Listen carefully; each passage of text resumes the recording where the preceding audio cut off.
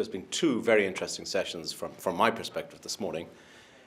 One this morning, one this afternoon. One was Dr. James Thompkins' presentation this morning, in particular looking at retail, the internet, supply chains, and the impact that will have on retail real estate.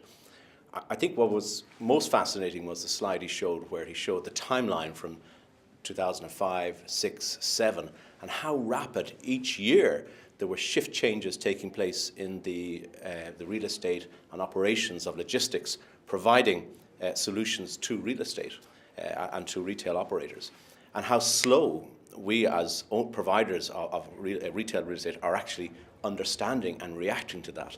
So you have this massively quick, fast changing evolution of supply chains and retail behaviour, yet a very slow sort of response by retail owners. What was most interesting out of all of that was, at the end of the day, how it will become critical for there to be distribution and facilitation, e-commerce facilitation centres close to customers.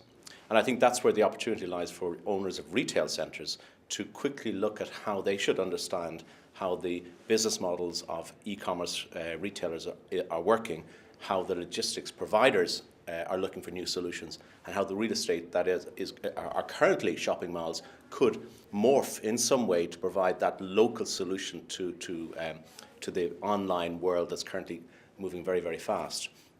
Second session was this afternoon, was a housing session, and in particular looking at affordability, which is a key challenge in most global cities at this point in time.